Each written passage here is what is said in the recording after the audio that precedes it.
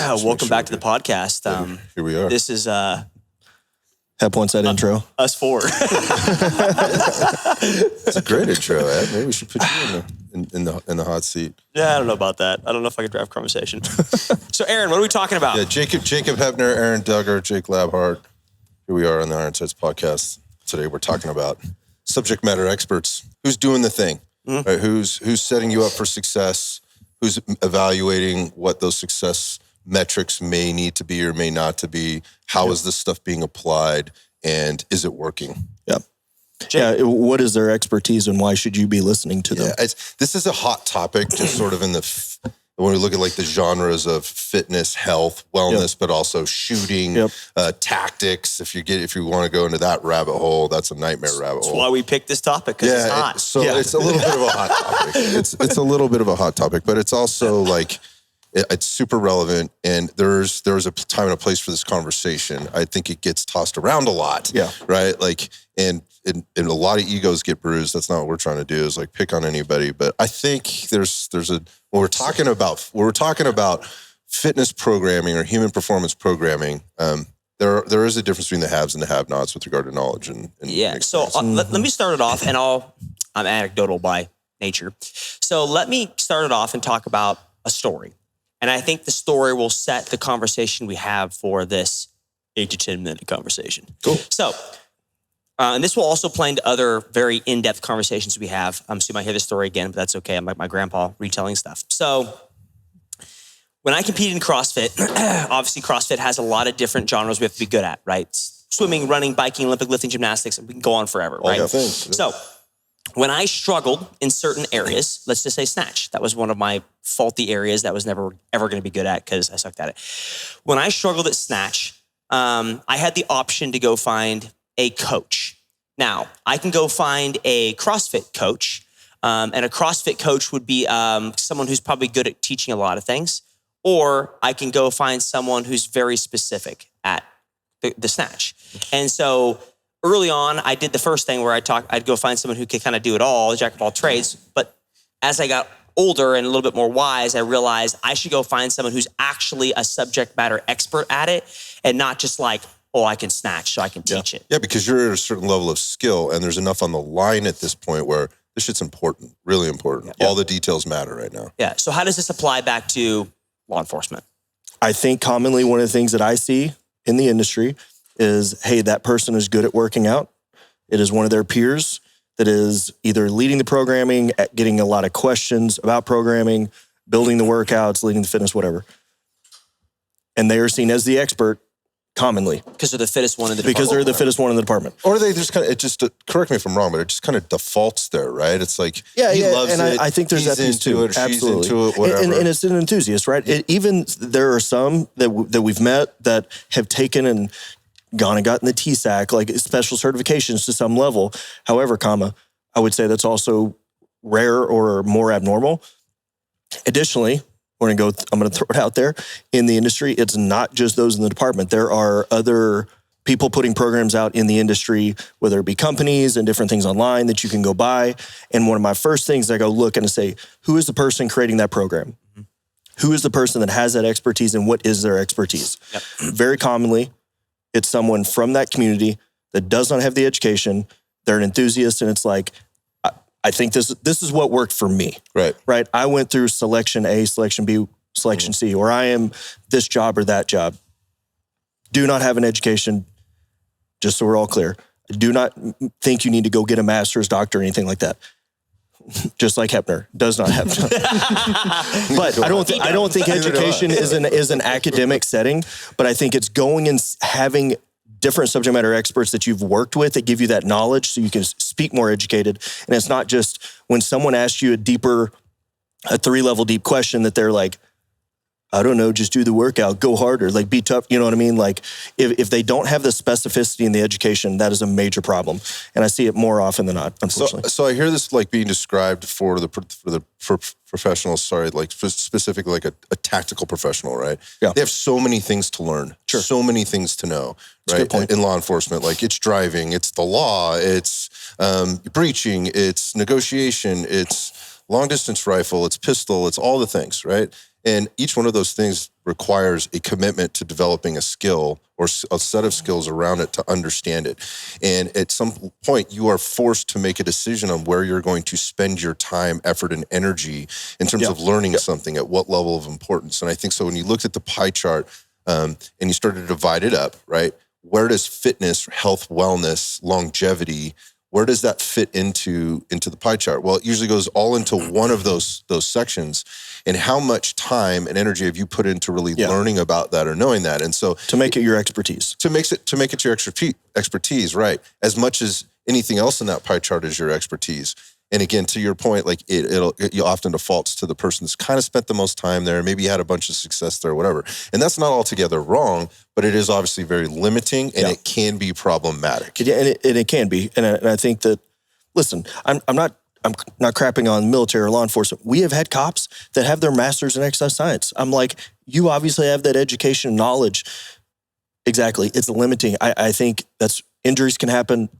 The deeper understanding of, Aaron talked about on one of the previous episodes, load management, intensity management, progressions, like all these different variables. If you don't understand how to put them in there because that's not your expertise, because you're an enthusiast, like that is a problem. And I think your story is super important. It's funny, when we first started hanging out, people would always... It's not funny that I sucked at Snatch. Yeah, well, I mean... truth hurts. It's kind of funny. Still mad about But no, like, it's funny, like when we first started becoming friends and people would see you and they'd be like, man, what kind of and I'm like, he doesn't do CrossFit. Like, he has someone that programs for him. SPP. It is SPP to his sport. Yeah. That is how he competed in the games. People think like, oh, I just go to the local box and that's what Jacob Heppner does. You go to the games. It's like, no. He is a professional athlete that has very specific programming. Not by him. Someone else is doing that. And I think that's something that we've seen in the tactical space, that who is your expert? And I think it's again, Aaron can maybe speak on it more. From a professional athlete side or a Division I athlete, right? Again, Tom Brady ain't building his own workout. When you were at Oklahoma State, how many of the athletes had literally one single word that they spoke into the programming? Nothing. Right? Yeah. I mean, they got way too much to think about. And that's what sports understands, is they bring in experts who are really good at that craft and spend time on it and spent decades learning it, so they can just perfect that. That's their niche. And then they move in to bring somebody else in. You're not going to have the strength coach go and be like, hey, I understand football. That's awesome. Let's go teach you how to drop back and throw a pass. Like, they're not going to bring those guys in just because they have somewhat of an understanding. They may have even played the position, but those guys are like dug into, they have a moat dug for that particular craft. It's about the practice. And I think I think this example is becoming cliched, but I'm going to say it. Like, when you look at what are the tier 1 teams doing from like the shooting perspective in terms of trying to learn, who are they bringing in to do that? It's usually people from the outside. They're professionals. That is what they do. They're professional shooters or whatever. So I think in terms of making a case for it, I think it's very interesting on the exercise front how people go, oh, this. I got this. Yeah. Like, I got this. It's just simple. Yeah, I got this. That's the one I think that drives me nuts. And I will say, from the bringing on that shooting, I can't remember if we said this in this one. Actually, you said it just a second ago, but maybe it was previous episodes. This is smart. Because it was so smart. Yeah. Jack of all trades, master of none is oftentimes better than the master of one. That quote, I was teaching a class and I said, Jack of all trades, y'all are all Jack of all trades, master of none. And this guy in the first row, Ricky Colley, love him. He turns around, he goes, is oftentimes better than the master of one. At that time, I did not know the full quote. And I was like, what? Because he kind of mumbled it. And he was like, is oftentimes better than the master of one. I was like, is that the second half of that? He was like, yeah. And it hit me so hard because I was like, dude, that is super important, right? Sometimes you want that master of one to come in and be the expert and be like, here's my expertise I can give that jack of all trades, right? And I think that, to me, is what a subject matter expert is. Who are you bringing in that is an expert of that thing, right? They should be able to dust you, like have all this expertise, whether it be knowledge, performance, whatever it is, not just, oh yeah, I'm good at all these things. Let me not enhance that one skill. And without discrediting anybody, but also not giving too much credit, like that jack of all trades got to be that way because he's usually pretty self-motivated, and he's like a self-starter, well-read, that kind of thing. So if you can give him some good information to Yeah. take, and he can see that be successful, man, he could take that a long way. Jack of all trades. Thank you. Because it's not a bad thing. It's not a bad thing at all. Yeah. Like the special operations community, they're a lot of things. That is the right route to go. If you become specialized, you're limited, in, just like in our programming, right? You can be super strong, but your capacity is going to. This is facts. Yeah. So the last thing I want to talk about, and again, anecdotal, is, and I learned this, I think we'll kind of put a bow tie on this conversation, is when I first started competing in CrossFit, I always thought, and this was I realized later in life, this was a wrong way of thinking about it, but I think it's still existent in the area we are now getting into, or you guys have been into, is I always thought that if I was going to be coached by somebody, they had to be absolutely capable. They had to have been in my shoes before and do what I can do. As an example, let me make an example. It's very specific. If I'm going to have a coach that's going to teach me better body positioning to perform a muscle up, that coach better have been in my shoes and have done a muscle up or competed. And I realized later in life that was not the right way to think about it. I can go find someone who's never been in my shoes, but understands because they've dedicated their craft to body positioning and performing the muscle up, but they never competed like me, or they've never even done this before. And that's where I think we come in, where it's like, I'm not law enforcement, but I can teach you something in an area that I am really good at teaching, which is different than Scott, which is different than Jake, and which is different than Aaron. Yep. I think that's actually a great call out. And maybe we should have led with this, put this earlier. Defining, or how do you... If you made it this far in the video, congratulations. Yeah, if you made it this far, congratulations, you get the nugget. Is like, how do we define a subject matter expert, right? Like, how do you go, what are some of the things we, at least maybe I'll speak for myself, some things I look at, do you have proficiency? Now, do you need to be the most fit in the world, or be able to do 50 million muscle ups, or be the best shooter on the planet? No. However, I would say if you're coaching the muscle up, maybe you should have done at least one at some point, right? And I think from the shooting side on my part, I do think it's very important that I am able to go out and perform with a high level of proficiency. Well, I'm going to time you out. Whether you think that or not, going back to what Jake was saying, your consumer or your athlete or whoever your student is, they may expect that of you. So you need to at least have an answer for that. Yeah, my sport was a little bit different. I know. It is a little bit different shooting, right? And the shooting piece, but still, I think there needs to be some level of proficiency there. And the hires is a good thing, just honing your craft at a higher level. So proficiency, I think education is important. So I have a doctorate, he has a master's, y'all both have maybe not those, but experience. And so I think the other one's experience, right? Yeah. You have a lot of experience, but you also have education. Here's my thought on education. I don't think it's just from an academic standpoint. I think what experts, have you worked with that you can say, hey, this is where my knowledge is coming from, right? And are you doing your own research on the side? Like, are you diving into that subject? Yeah. I mean, what information do you have on Googling for 3 months and learning as much as you possibly can may seem surface level, but you're at least perfecting your craft by diving in and learning something. I want to be careful on that one, because I agree. However, I am also hesitant with that. That is an enthusiast to me who goes and just Googles blah, blah, blah, blah, blah, blah about whatever it is. I think there needs to be going and seeking from other professionals and experts in that. But that gives you, like, doing what he said there kind of gives you like this, okay, so this guy's saying this, I've read this, but this contradicts it.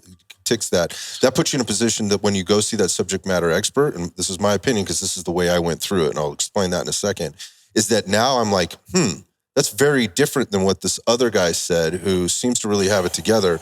I should question this versus taking everything this person is saying at face value as the truth. And so it's interesting you brought that up. So like in my experience in college, one of the things that frustrated the hell out of me, which is why I started to seek education at a much different level. And this is before the Google. So to be clear, before the pre-internet days. This is before the Google.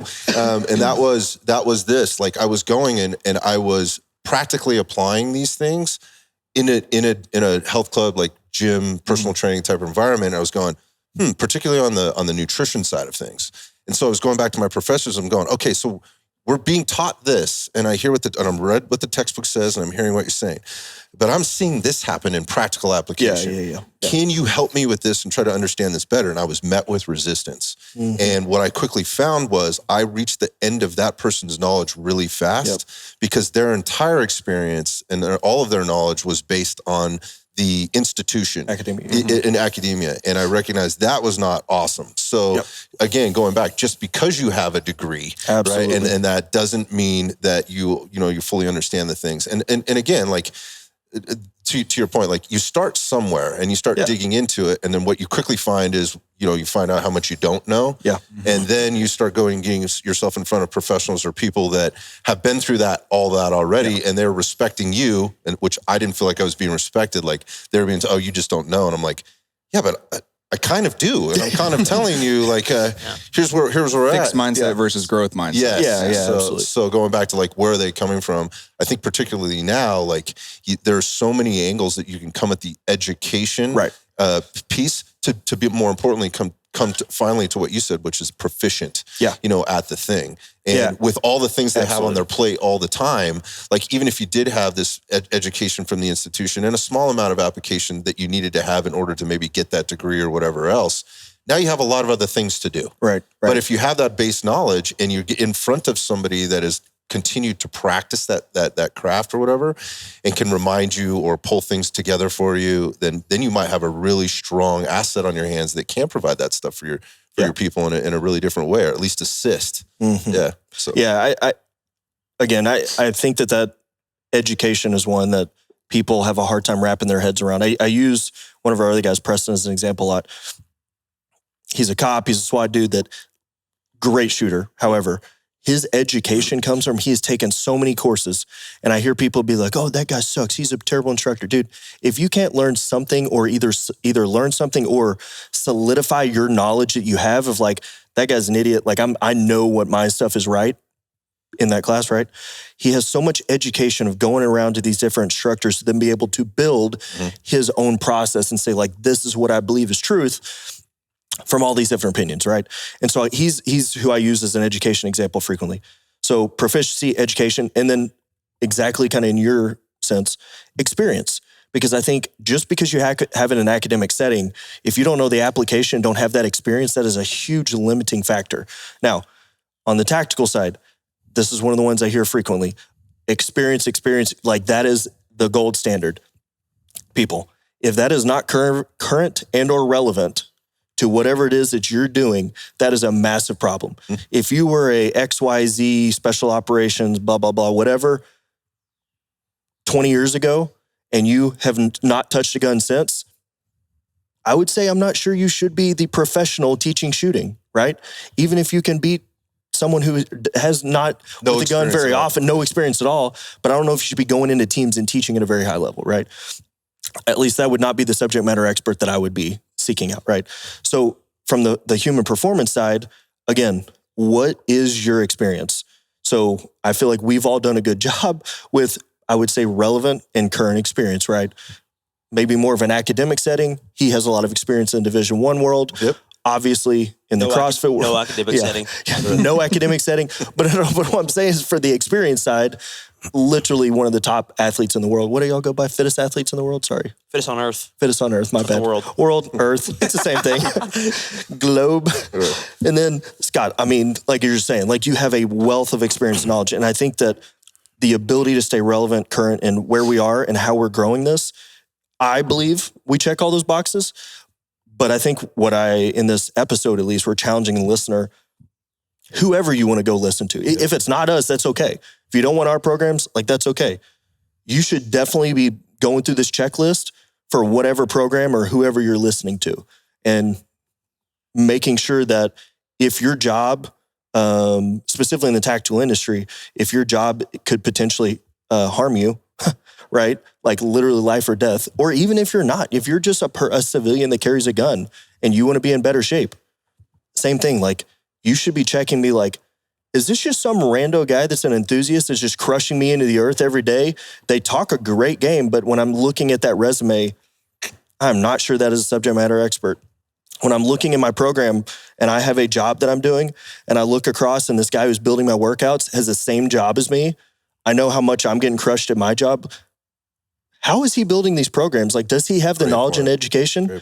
Or is he just like good at working out, and so he's just throwing something together. Yeah, or is it just I'm just grateful that he's doing it because I don't have the time to do it, and so it's better than I could do, and so it's good enough, as they would say. Good enough. It's That's good, a great it's comment. good enough, which becomes problematic. Yeah. And when you're young and you're just getting into it, you're a lot more resilient. You maybe have less liability on it. You don't have the family at home yet. You don't have all the bills, all the stuff. Yeah. You don't have the knee, the neck, the back, all the stuff that you have to manage because what you were doing was just good enough until it isn't. Yeah. Right. Or the meathead approach works until it doesn't, it doesn't work. And so where are you in your journey? And again, like maybe this isn't the right flavor for you. Fine, dude. Yeah, you go do you. But, again, from the experiential side of things, like the conversations that we have, and the people that we're working with, like just keep doing what you're doing. And at some point, you're going to need to pick your head up and look around because you're going to be standing in the corner trying to find an alternative to that 15-yard sprint because your knee hurts or your back hurts or whatever, and now you're limited. So. Yeah. If it's not broke, don't fix it. Okay. It ain't broke yet. Yeah, let's not break. It's not broke yet. Yeah, it's not broke yet. Let's not break people. Yeah. Right. Is it helping you? Are you, and this gets used a lot, so this is the question maybe to leave people with. Are you training or are you fitnessing? And is that getting you to where you need to go? Good question. As where you want to be?